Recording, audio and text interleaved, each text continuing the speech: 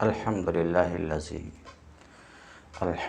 الذی ہدانا سواء الطریق وجعل لنا التوفیق خیر رفیق والصلاة والسلام علی من ارسلہ ہدی وبالاہتداء حقیق ونورا بہ الاقتداء یلیق وعلی آلہ واصحابہ الذین صعدوا فی مناہج الصدق بالتصدیق اما بعد فاعوذ باللہ من الشیطان الرجیم بسم اللہ الرحمن الرحیم رب اشرح لی صدری ویسر لی امری واحلل عقدۃ من لسانی یفقہوا قولی۔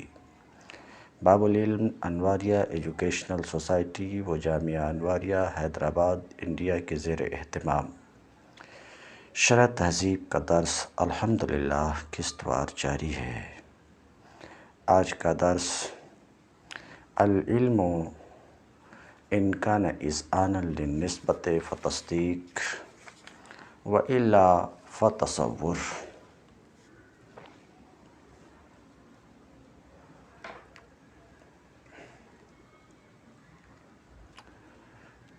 مصنف اپنی اس عبارت سے علم کی تقسیم کر رہے ہیں تصور و تصدیق کی طرف، اور بتانا چاہ رہے ہیں کہ علم کی دو قسم ہیں، تصور اور تصدیق۔ پھر وَيَقْتَسِمَانِ بِالضَّرُورَةِ اپنی اس عبارت سے بتانا چاہ رہے ہیں کہ ان دونوں میں سے ہر ایک کی دو قسم ہے، ضروری اور کسبی، بدیہی اور نظری۔ یعنی تصور کی دو قسم ہے، تصور ضروری، تصور نظری۔ تصدیق کی دو قسم ہے، تصور ضروری، تصور نظری۔ نظری ہی کو کسبی بھی کہتے ہیں، ضروری کو بدیہی بھی کہتے ہیں۔ یہ کچھ بتانا چاہتے ہیں، مگر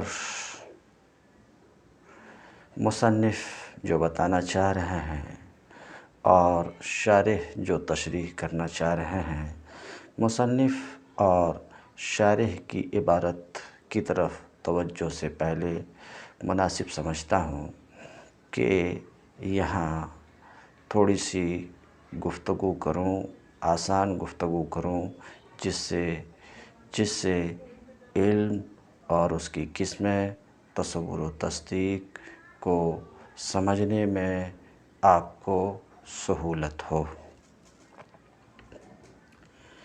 علم کا معنی لغت میں تو انکشاف ہے، جاننا۔ اصطلاح میں ما بہل انکشاف کا نام علم ہے۔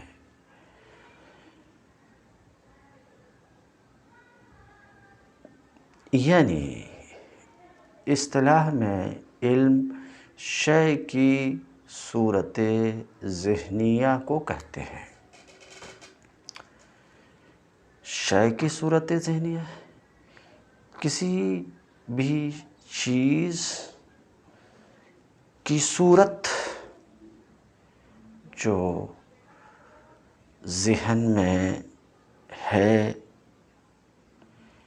وہ صورت الصورت الحاصلہ من الشیء فی العقل عند العقل فی العقل۔ یہ اختلافات ہیں، ابھی میں ادھر نہیں جاتا، ابھی مجھے نفس مسئلہ کو واضح کرنے کی کوشش کرنی ہے۔ تو شے کی صورت ذہنیہ یہ علم ہے۔ ٹھہریے، کیا یہ جو علم ہے آنکھ سے نظر آ سکتی ہے، ہاتھ سے چھوئی جا سکتی ہے، یعنی اس کا خارج میں ہمارے ذہن کے باہر کہیں اس کا وجود ہے؟ تو جواب یہ ہے کہ علم صورت کا نام ہے، اور صورت کا گھر عقل ہے، عقل کے پاس ہے، یعنی ہمارے شعور کے باہر خارج میں اس کا کوئی وجود نہیں ہے کہ آنکھ سے دیکھ کر یہ کہا جا سکے کہ یہ علم ہے، یہ علم ہے۔ ہاتھ سے چھو کر دیکھا جا سکے، جانا جا سکے کہ علم ہے، ایسا نہیں ہے۔ یعنی علم کا گھر، علم کا مسکن، علم کا ٹھکانہ ذہن ہے۔ تو علم ایک ذہنی چیز ہے، خارجی چیز نہیں ہے۔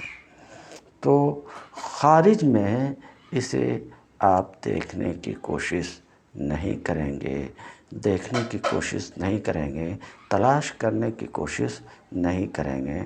خارج میں آپ کو یہ نظر نہیں آئے گی۔ خارج کا مطلب ذہن سے خارج۔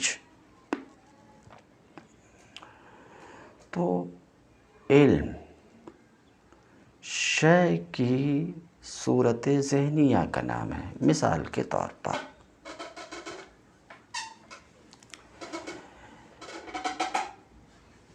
انسان ایک شے ہے۔ انسان خود علم نہیں ہے۔ انسان کی صورت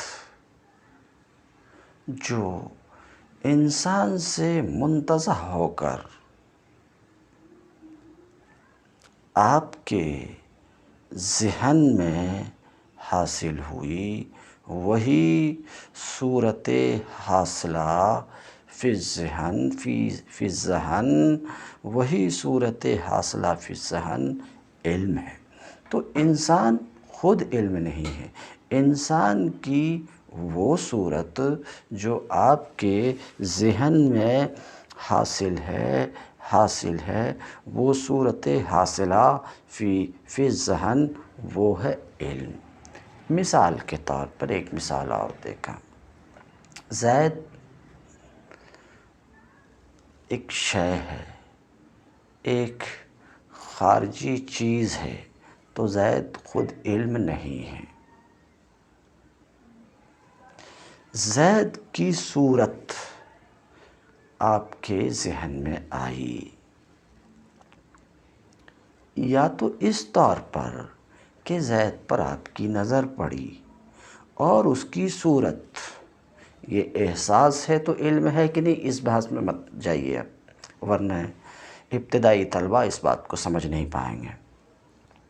مجھے صرف علم سمجھانا ہے، اس کے لیے مثال دے رہا ہوں کہ یہ تو جزئی کا احساس ہے، یہ عقل میں کہاں عقل کے پاس حاصل ہوتی، اس بحث میں ابھی پڑھنے کی ضرورت نہیں ہے۔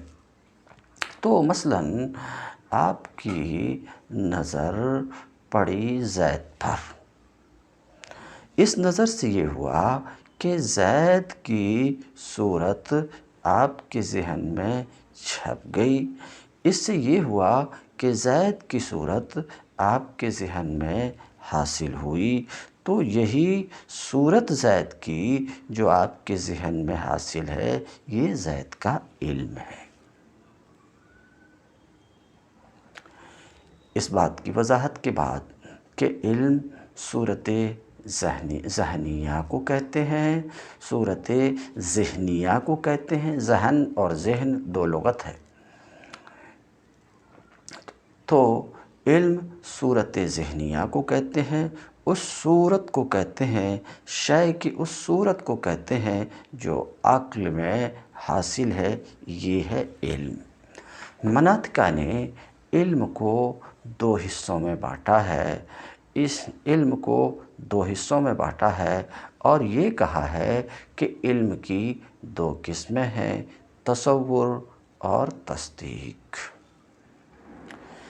ان کی جو یہ تقسیم ہے کہ علم دو طرح کا ہے، وہ اس حیثیت سے کہ ایک کی تحصیل معلومات تصوریہ سے کہ ترتیب سے ہوتی ہے اور دوسرے کی تحصیل معلومات تصدیقیہ کی ترتیب سے ہوتی ہے، اگر یہ دونوں نظری ہوں تو اس اعتبار سے علم کی مناطقہ نے دو قسمیں کی ہیں، تصور اور تصدیق، یعنی ایک علم تصور ہے اور ایک علم تصدیق ہے، مگر جو بھی ہے وہ علم ہی ہے، یعنی تصور بھی علم ہے، تصدیق بھی علم ہے۔ کیوں؟ علم کی یہ دو قسمیں ہیں، تو تصور بھی علم، تصدیق بھی علم۔ تصور کس چیز کا نام ہے، تصدیق کس چیز کا نام ہے؟ اب ہم تعریف کرنے سے پہلے کچھ مثالوں کے ذریعے سے اس کو سمجھنے کی کوشش کرتے ہیں۔ دیکھیے، ایک چیز کا ادراک وہی صورت ذہنیہ، وہی صورت ذہنیہ، صرف ایک چیز کا ادراک ہے تو یہ ادراک تصور ہے۔ مثال کے طور پہ زید کا ادراک، زید جو ابھی میں مثال کے طور سے سمجھایا آپ کو، زید کا ادراک یہ تصور ہے، تصدیق نہیں ہے۔ تو پتہ یہ چلا کہ صرف ایک چیز کا ادراک ہے تو وہ تصور ہے۔ چند چیزوں کا ادراک ہے نسبت کے بغیر تو وہ بھی تصور ہے۔ مثال کے طور پہ زید، عمرو، باقر، خالد، یہاں کوئی نسبت نہیں ہے، چند چیزوں کا ادراک، یہ بھی تصور ہے۔ اسی طریقے سے چند چیزوں کا ادراک نسبت غیر تامہ کے ساتھ، نسبت ناقصہ کے ساتھ، یہ بھی تصور ہے۔ جیسے غلام و زیدن، چند چیزیں، ایک غلام، ایک زید، اس کا ادراک، اور یہاں نسبت ہے، غلام کی زید کی طرف نسبت کی گئی۔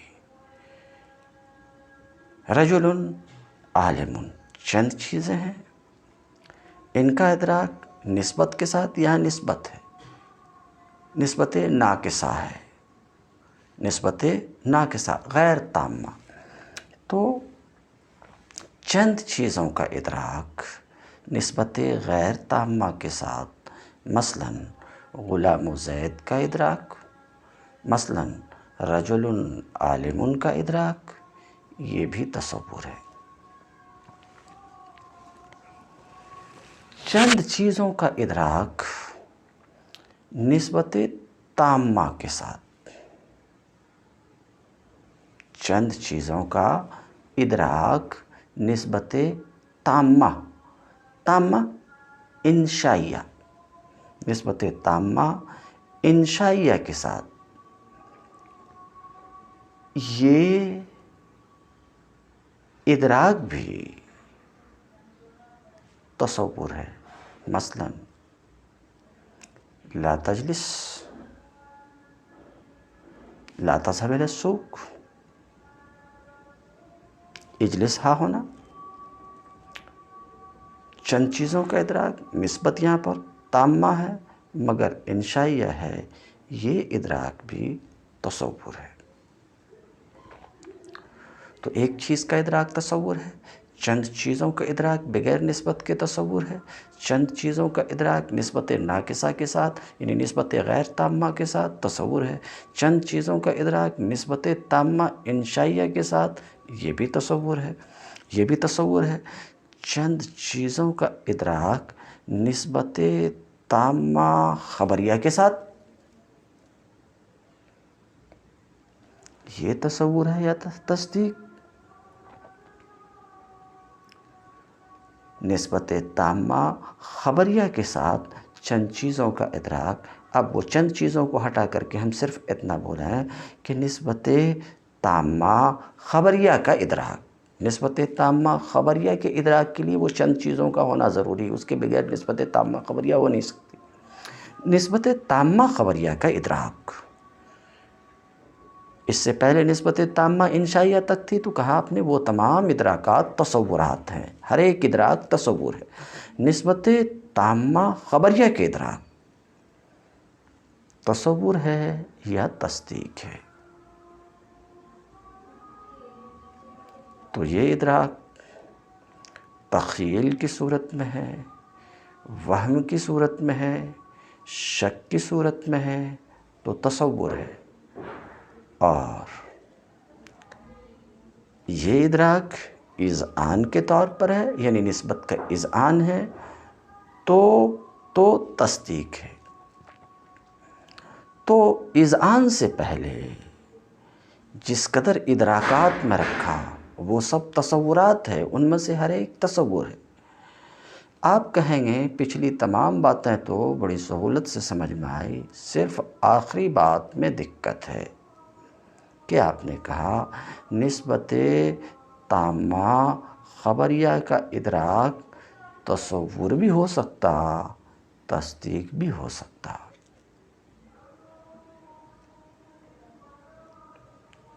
تصور ہو سکتا ہے اگر یہ ادراک وہم کے طریقے پر ہے، تخیل کے طریقے پر ہے، شک کے طریقے پر ہے، تو یہ ادراک تصور ہے۔ اور اگر یہ ادراک اذعان کے طریقے پر ہے، اعتقاد کے طریقے پر ہے، تو یہ تصدیق ہے۔ کہیں گے ابھی بھی بات سمجھ میں نہیں آئی۔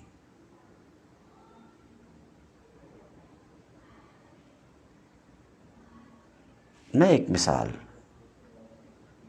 سے اس بات کو سمجھانے کی کوشش کرتا ہوں۔ شک، وہم، خیال، اس کی تشریح میں شرح کی عبارت میں کروں گا اس کی جگہ پہ۔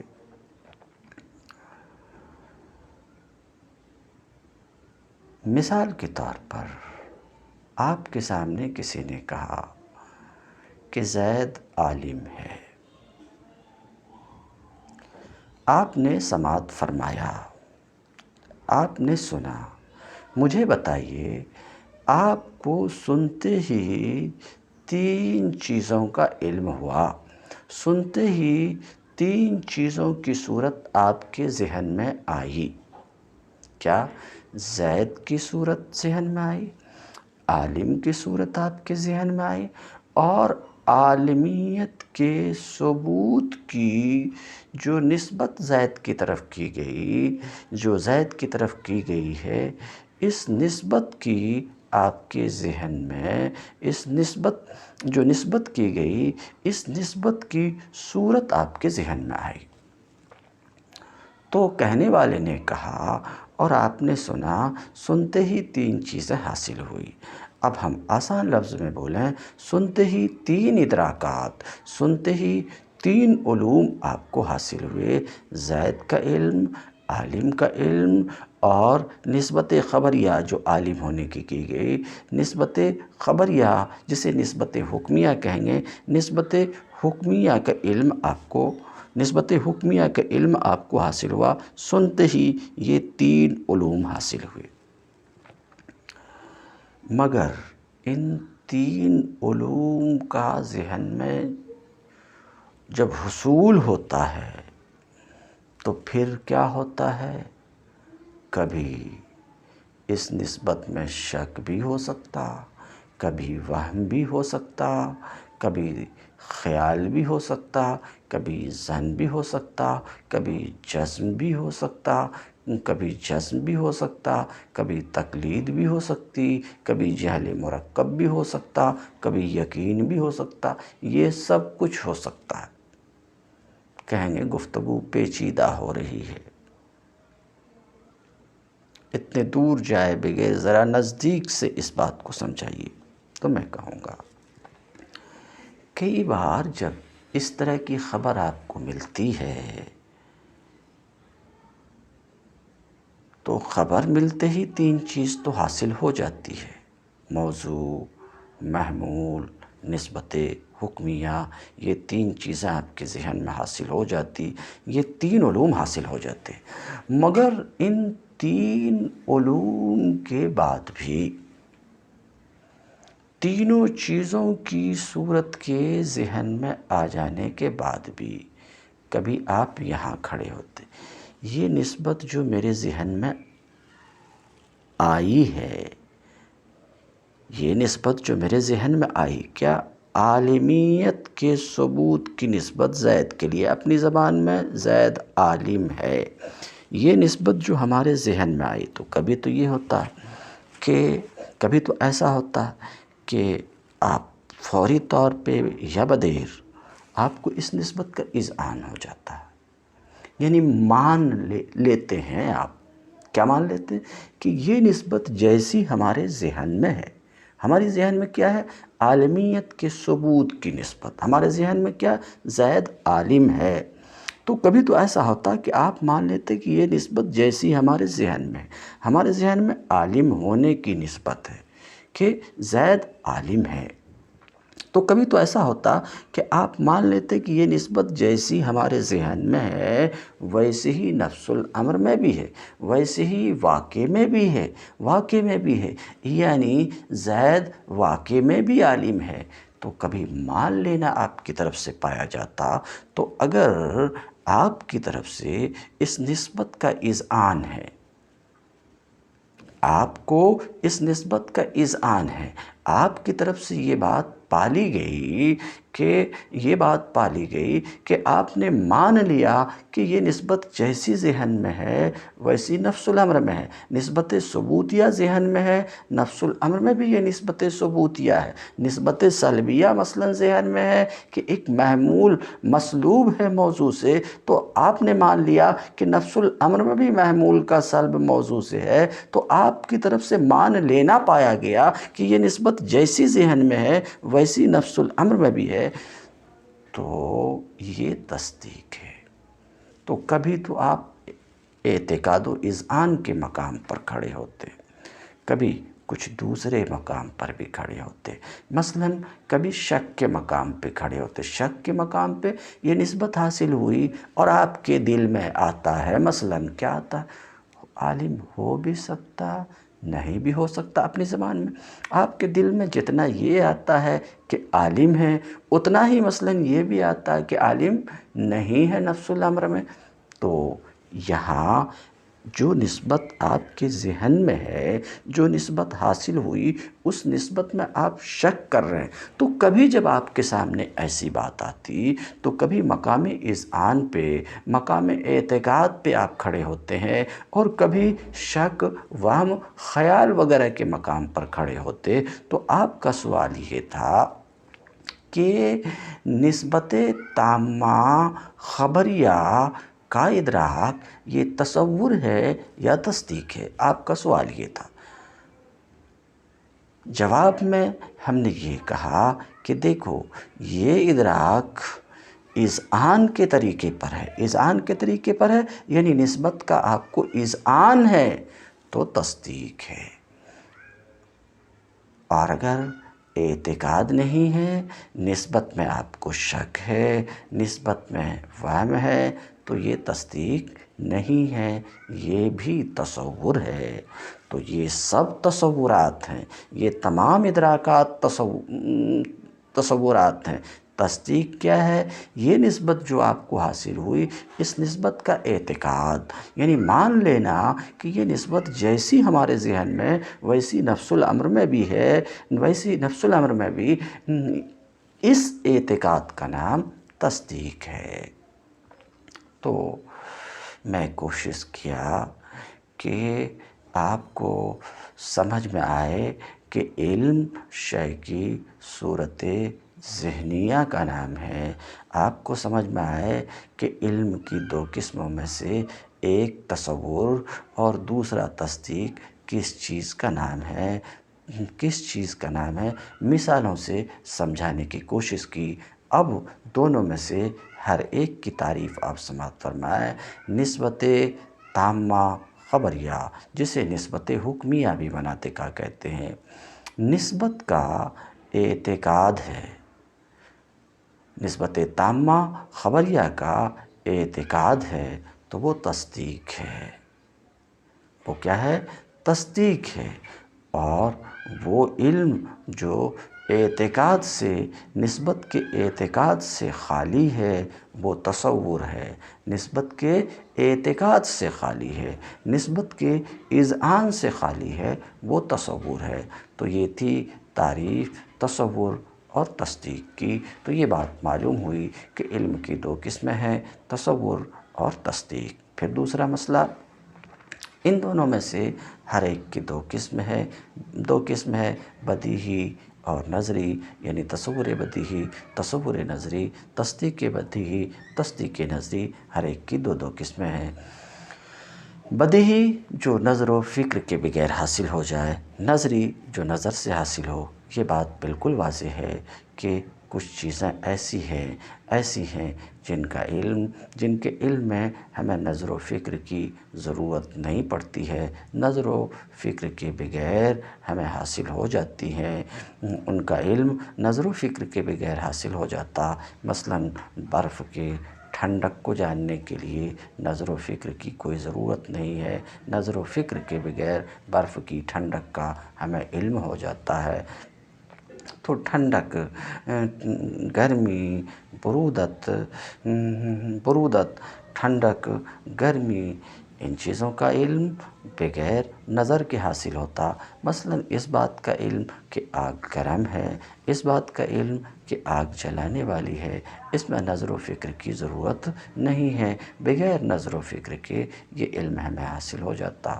اور کچھ چیزیں ایسی ہے جس کے حصول میں نظر و فکر کی ضرورت ہوتی ہے کہ اس کا علم ہمیں نظر و فکر سے حاصل ہوتا ہے، تو وہ علم جو نظر و فکر کے بغیر حاصل ہو جائے وہ بدیہی ہے، وہ تصور جو نظر و فکر کے بغیر حاصل ہو جائے وہ تصور بدیہی ہے، وہ تصدیق جو نظر و فکر کے بغیر حاصل ہو جائے وہ تصدیق بدیہی ہے، اور وہ تصور و تصدیق جس میں نظر و فکر کی ضرورت پڑے وہ تصدیق نظری ہے، وہ تصور نظری ہے۔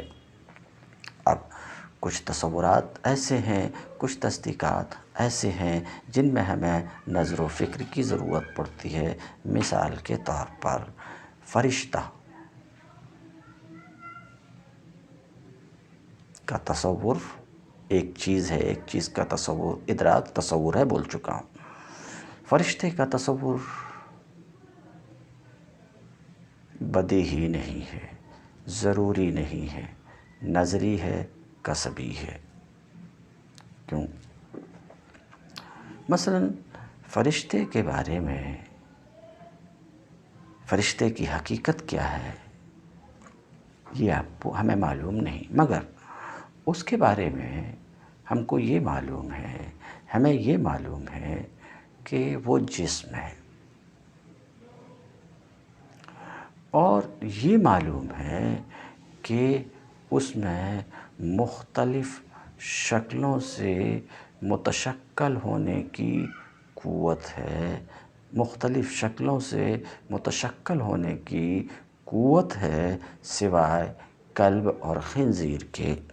یہ ہمیں معلوم ہے، اور یہ ہمیں معلوم ہے کہ وہ مرد اور عورت نہیں ہوتے ہیں، یہ ہمیں معلوم ہے، مگر اس کے باوجود ہمیں اس کی حقیقت معلوم نہیں ہے۔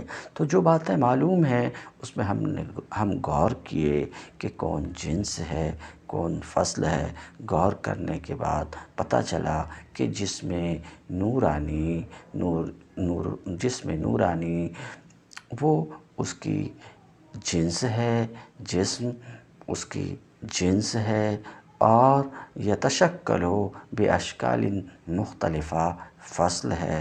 تو ہم نے جنس کو پہلے رکھا، فصل کو بعد میں رکھا، اور اس طریقے سے ترتیب دیا جسم نورانی یتشکل باشکال مختلفہ سوى الکلب والخنزیر ولا یذکر ولا یؤنث، اس طریقے سے ترتیب دیا۔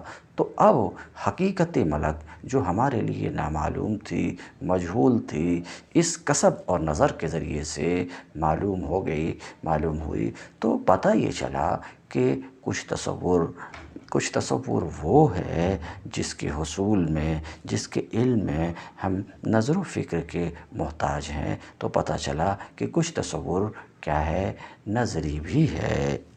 یہی حال تصدیق کا ہے۔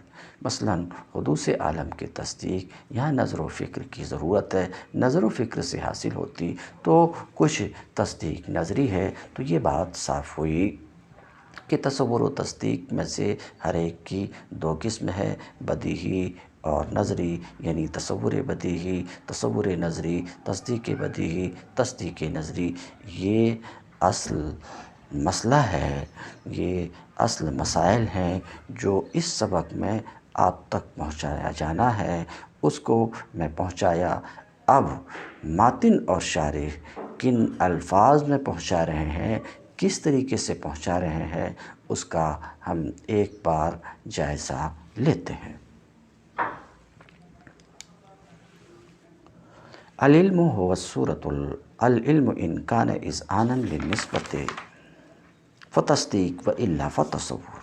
مصنف اس عبارت سے علم کی تقسیم کر رہے ہیں تصور اور تصدیق کی طرف۔ شارح کہتے ہیں قولہ العلم، مصنف کا قول علم کسے کہتے ہیں تو تعریف کر رہے ہیں الصورة الحاصلہ من الشیء عند العقل، عقل کے نزدیک شے سے حاصل ہونے والی صورت کا نام علم ہے۔ علم کی تعریف میں مناطقہ کے درمیان اختلاف ہے۔ ایک تعریف انہوں نے رکھا کہ علم کس کا نام ہے، عقل کے پاس شے کی حاصل ہونے والی، شے سے حاصل ہونے والی صورت کا نام علم ہے۔ یہ تو علم کی تعریف شارح نے کیا۔ والمصنف لم یتعرض لتعریفہ، یہاں پر ایک سوال کا شارح جواب دینا چاہ رہے ہیں۔ سوال یہ ہے العلم ان کان اذعانا للنسبت فتصدیق و الا فتصور۔ ان کان اذعان سے علم کی مصنف تقسیم کر رہے ہیں تصدیق اور تصور کی طرف، تو یہ تقسیم ہے اور تعریف ندارت، تو تقسیم یہ ہوئی تقسیم قبل تعریف، اور تقسیم تعریف سے پہلے باطل ہے، اس لیے کہ ایک چیز جس کی آپ تقسیم کر رہے ہو اس چیز کا علم ہے ہی نہیں، وہ چیز مجہول ہے، تو تقسیم بیکار ہے، تقسیم بیکار ہے، لا فائدہ ہے، بے فائدہ ہے، لا یعنی ہے۔ اس لیے کہا جاتا ہے کہ تقسیم، کسی بھی چیز کی تقسیم اس کی تعریف سے پہلے باطل ہے۔ یہ ہے سوال ماتن کی عبارت العلم ان کان اذعانا للنسبت فتصدیق و الا فتصور پر، کہ تعریف سے پہلے انہوں نے تقسیم کی اور یہ جائز نہیں ہے۔ اس اعتراض کا 3 طرح سے جواب دے رہے ہیں۔ پہلا جواب یہ کہ دیکھیے، جب انہوں نے یہ کہا کہ علم یا تو تصدیق ہے یا تصور، تو ایسا کہنے سے علم مجہول مطلق نہ رہا، مقام تقسیم میں علم کی ایک معرفت ہو گئی کہ علم وہ ہے جو یا تو تصور ہوگا یا تصدیق، مجہول مطلق نہیں رہا۔ تو ایسا کہنے سے بے وجہ ما معرفت ہو گئی، بے وجہ ما معرفت ہوئی، تو اسی پر انہوں نے اکتفا کر لیا کہ تقسیم کے ضمن میں بے وجہ ما معرفت ہوئی تو مجہول مطلق نہ رہا، بلکہ من وجہ معلوم ہو گیا، اور تقسیم کے لیے جس کی تقسیم کی جا رہی ہے، جس کی تقسیم کی جا رہی اس کی بے وجہ ما معرفت ہو جانے کے بعد تقسیم درست ہے۔ تو ایک جواب تو یہ دیا کہ مقام تقسیم میں علم کی بے وجہ ما معرفت ہوئی، اسی پر اکتفا کیا، مزید تعریف کی ضرورت انہوں نے محسوس نہیں کی، ایک جواب۔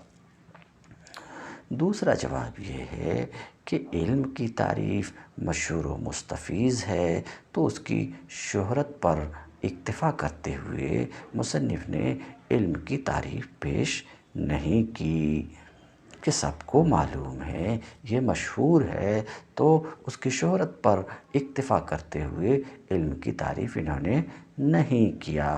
یہ وجہ ہے علم کی تعریف پیش نہ کرنے کی مصنف کی۔ دو جواب۔ تیسرا جواب، امام فخر الدین رازی نے کہا کہ علم بدیہی و تصور ہے، اور بدیہی کی تعریف نہیں کی جاتی، بدیہی کی تعریف نہیں کی جاتی، اسی لیے مصنف نے علم کی تعریف نہیں کی۔ تو اس سوال کا 3 جواب دیا کہ یہاں تقسیم قبل تعریف ہے، اس کو ملاحظہ فرمائیں۔ والمصنف لم يتعرض لتعریفہ، مصنف نے علم کی تعریف کو پیش نہیں کیا۔ سوال کیوں نہیں پیش کیا؟ جواب، یا تو تصور بوجہ ما پر اکتفا کرتے ہوئے مقام تقسیم میں وضاحت کر چکا، یا اس لیے کہ علم کی تعریف مشہور و مستفیض ہے، یا اس لیے کہ علم بدیہی التصور ہے، بدیہی التصور ہے، اس بنا پر جو کہا گیا ہے، یعنی امام رازی نے کہا ہے، اس وجہ سے علم کی تعریف انہوں نے نہیں کی۔ ان کان اذعانا للنسبت قولہ، ان کان اذعانا للنسبت اے اعتقادا للنسبت الخبریت ثبوتیہ کالاذعان بأن زیدا قائم، او السلبیہ کالاعتقاد بأنہ لیس بقائم، فقد اختار مذہب الحکماء۔ تو مقام تقسیم میں انہوں نے جن الفاظ کا استعمال کیا ہے وہ آپ کے سامنے ہے۔ ان کان اذعانا للنسبت فتصدیق و الا فتصور، یہ الفاظ مقام تقسیم میں مصنف نے استعمال کیا، مگر یہ جمہور کے اس موقع پر لائے جانے والی عبارت سے مختلف ہے۔ جمہور اس موقع پر جس عبارت کو لاتے ہیں، العلم ان کان ادراکا لأن النسبہ واقعہ او لیست بواقعہ فتصدیق و الا فتصور، تو جمہور اس عبارت کو لاتے ہیں۔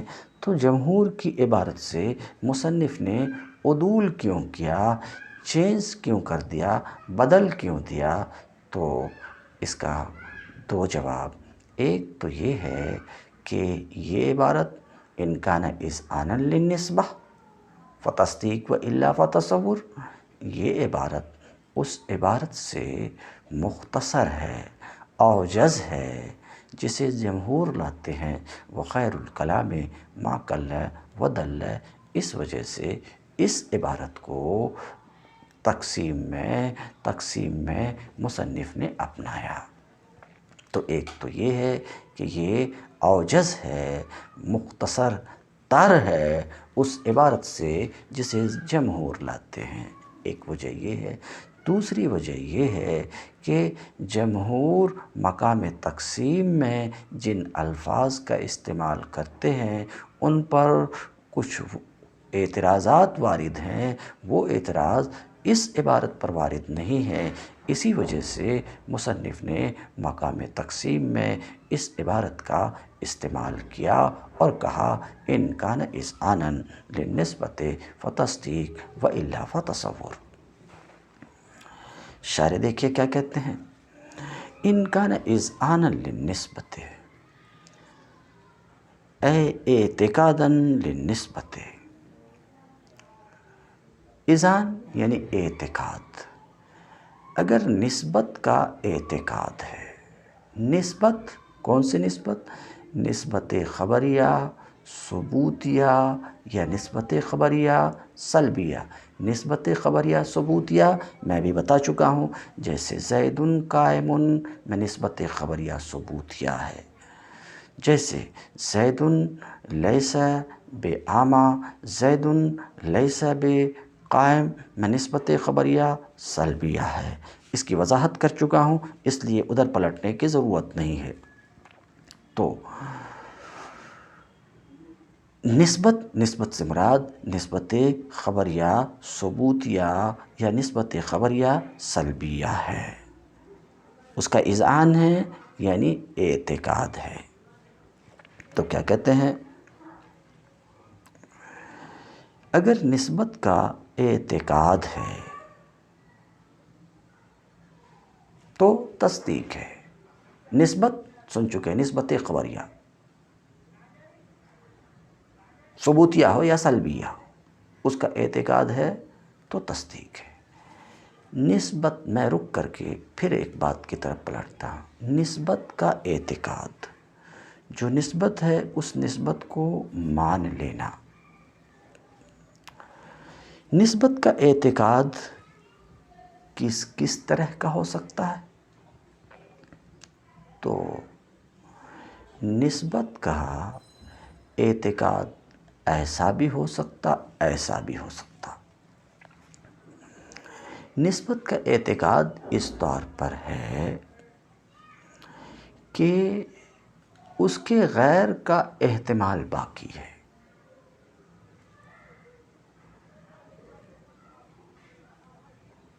جیسے زید عالم میں نسبت ہے، اور اس نسبت کا ایک شخص کو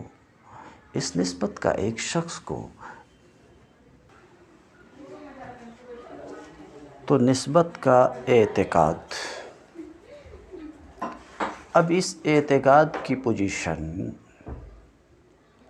یا تو یہ ہوگی کہ اس کے نسبت کے غیر کا احتمال باقی ہوگا یا غیر کا احتمال باقی نہیں ہوگا۔ یعنی اعتقاد یا تو اس طور پر ہوگا کہ غیر کے احتمال کی گنجائش ہوگی، غیر کا احتمال باقی ہوگا یا غیر کا احتمال باقی نہیں ہوگا۔ اگر غیر کا احتمال باقی ہے تو یہ ظن ہے یا وہم ہے یا شک ہے، اور اگر غیر کا احتمال باقی نہیں ہے تو اس پر بعد میں گفتگو کر لیں گے۔ تو غیر کا احتمال باقی ہے تو یا تو ظن ہے یا وہم ہے یا شک ہے۔ اس طور پر کہ غیر جس کا احتمال باقی ہے وہ راجح ہے، غالب ہے، تو وہ ظن ہے، اور مرجوح اور مغلوب ہے تو وہم ہے۔ اور اگر غیر جس کا احتمال باقی ہے وہ پہلو اور نسبت، موجودہ نسبت، دونوں کا پہلو برابر ہے، یعنی جتنا ہاں آتا ہے اتنا نہیں آتا ہے دل میں، تو یہ شک ہے۔ تو یہ بات تھی کہ اعتقاد کس مقام پہ کھڑا ہے، اس طور پر کہ غیر کا احتمال باقی ہے یا غیر کا احتمال باقی نہیں ہے۔ اگر باقی ہے تو یہ کیا ہے، ظن ہے یا وہم ہے یا شک ہے، تفصیل وہ جو گزر چکی۔ اور اگر اعتقاد اس مقام پر کھڑا ہے کہ غیر کا احتمال باقی نہیں ہے، نسبت کا اعتقاد اس طریقے پر ہے کہ غیر نسبت کا احتمال باقی نہیں ہے، تو یہ اعتقاد جزم ہے۔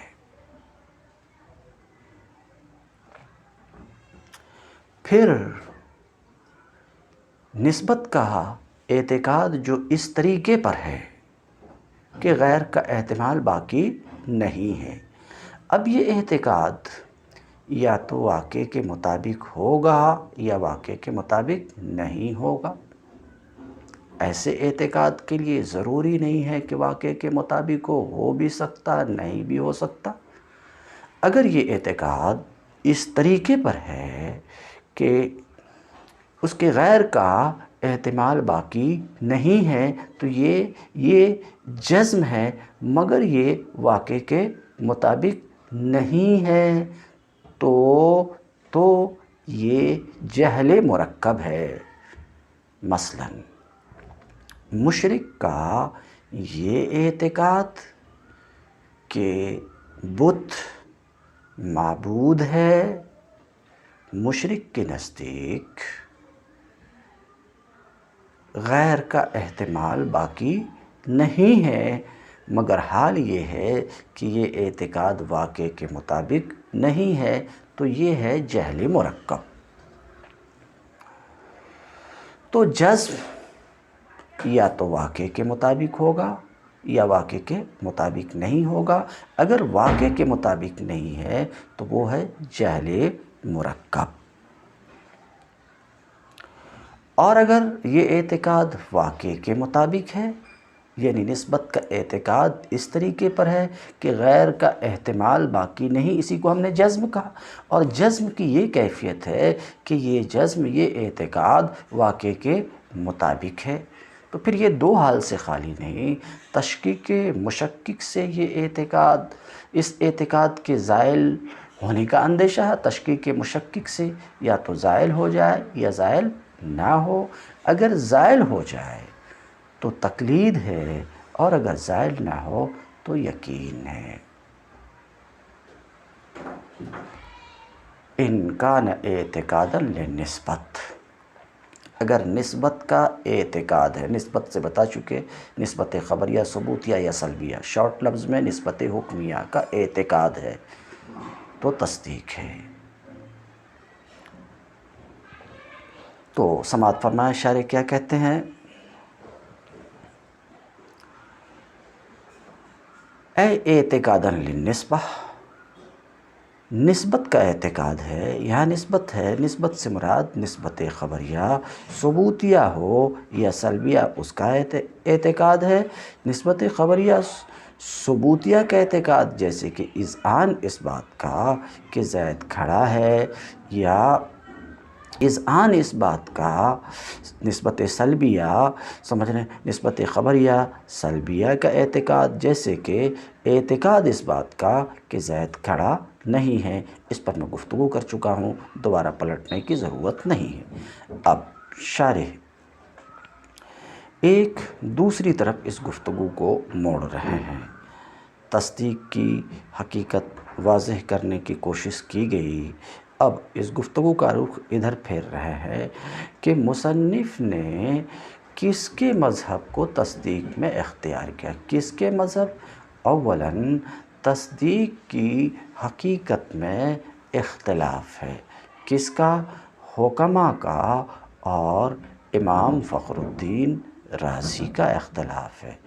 تو امام کے مذہب کو مصنف نے اپنایا ہے یا حکماء کے مذہب کو اپنایا ہے؟ تو تصدیق کی حقیقت میں اختلاف ہے۔ کیا اختلاف ہے؟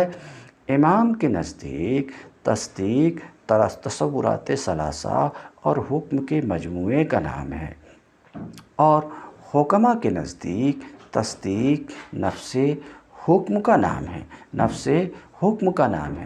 رہے تصورات ثلاثہ، یہ حکماء کے نزدیک تصدیق کی حقیقت سے خارج ہے۔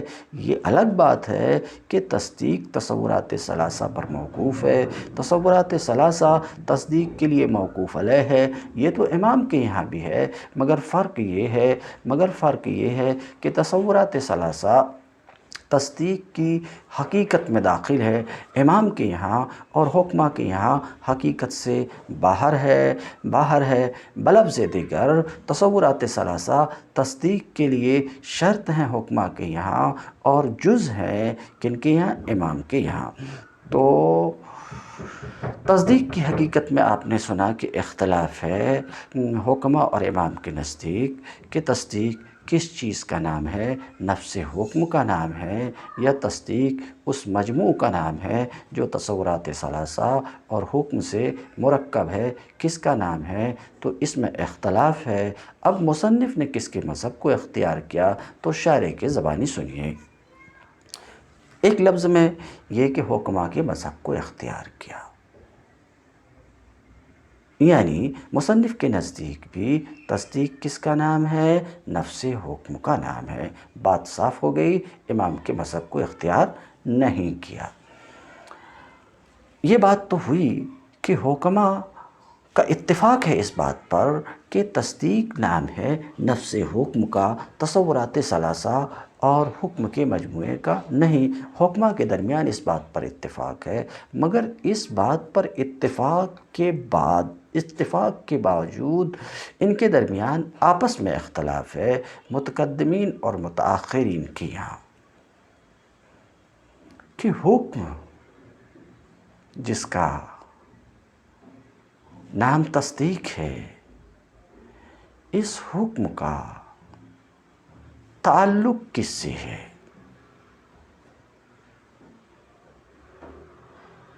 تو متقدمین کہتے ہیں اس حکم کا تعلق نسبت خبریہ ثبوتیہ یا سلبیہ سے ہے، اور متأخرین کہتے ہیں اس حکم کا تعلق نسبت خبریہ ثبوتیہ یا سلبیہ کے وقوع اور لا وقوع سے ہے۔ تو اب سوال ہوتا کہ حکماء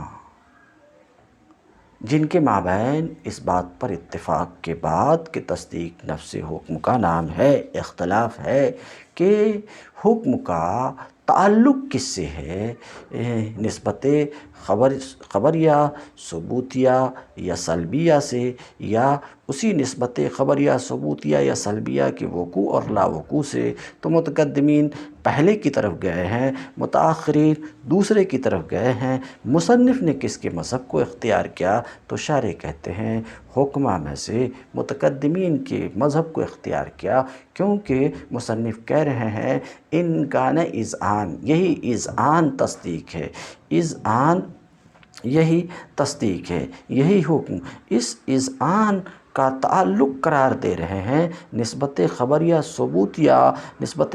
ثبوتیہ یا سلبیہ سے قرار دے رہے ہیں۔ تو اس کا مطلب یہ ہے کہ مصنف نے متقدمین کے مذہب کو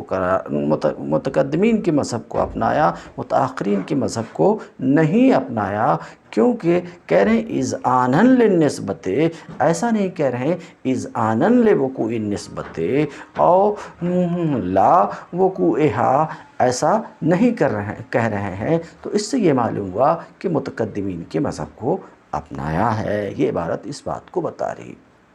کہنے والا کہہ سکتا ہو سکتا ہے کہ یہاں پر وقوع مقدر ہو، اذعاناً للنسبت اے لوقوع النسبت، تو شارح کہتے ہیں نہیں۔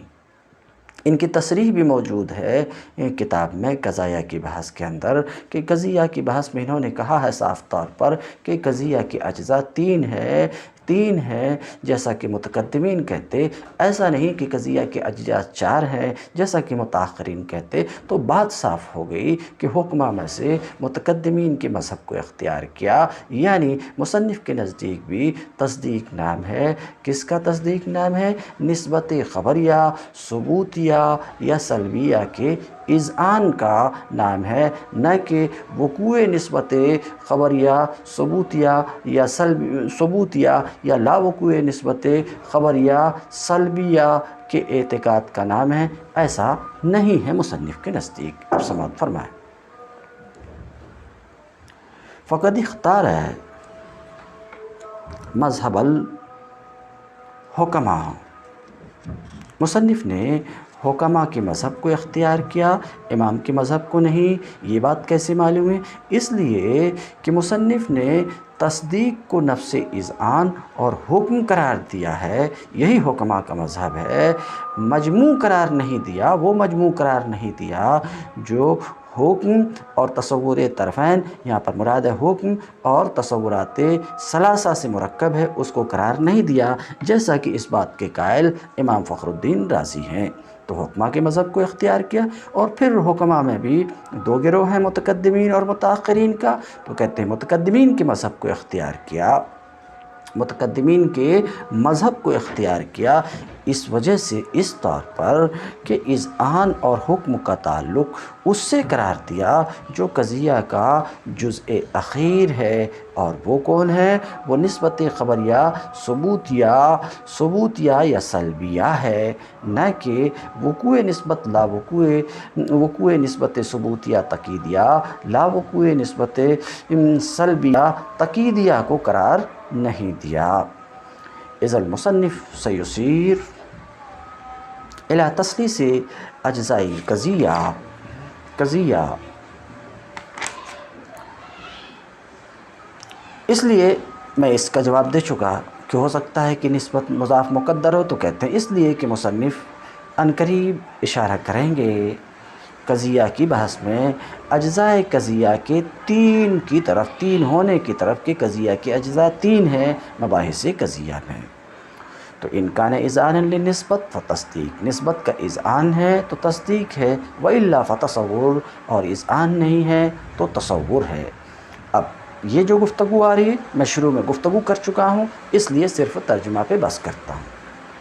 اگر اذعان نہیں ہے تو تصور ہے، چاہے ایک چیز کا ادراک ہے تو وہ بھی تصور ہے، جیسے زید کا ادراک یہ تصور ہے، یا چند چیزوں کا ادراک نسبت کے بغیر جیسے کہ زید، عمرو کا ادراک یہ بھی تصور ہے، یا چند چیزوں کا ادراک نسبت غیر تامہ کے ساتھ یہ بھی تصور ہے، جیسے کہ غلام و زیدن کا ادراک تصور ہے، یا نسبت تامہ انشائیہ کے ساتھ ادراک یہ بھی تصور ہے، جیسے کہ اضرب کا ادراک تصور ہے، یا نسبت خبریہ کے ساتھ چند چیزوں کا ادراک اس طور پر کہ غیر اذعانی ادراک کے ساتھ مدرک ہے، جیسا کہ تخیل، شک اور وہم کی صورت میں ہوا کرتا ہے۔ تخیل بتا چکا میں کہ تخیل کس کا نام ہے؟ قضیہ کی صورت کا ذہن میں حاصل ہونا تردد و تجویز کے بغیر، یہ ہے تخیل۔ اور شک یہ بھی بتا چکا کہ شک کس کا نام ہے؟ نسبت کے ادراک کا نام ہے۔ نسبت کے ادراک کا نام ہے اس طور پر کہ نسبت میں تردد ہے، نسبت کے دونوں جانب برابر ہیں، یہ ہے شک۔ وہم نسبت کا تصور ہے اس کے جانب مخالف کے رجحان کے ساتھ، تو وہم ادراک مرجوح کا نام ہے۔ تم الدرس اليوم وآخر دعوانا ان الحمد للہ رب العالمین۔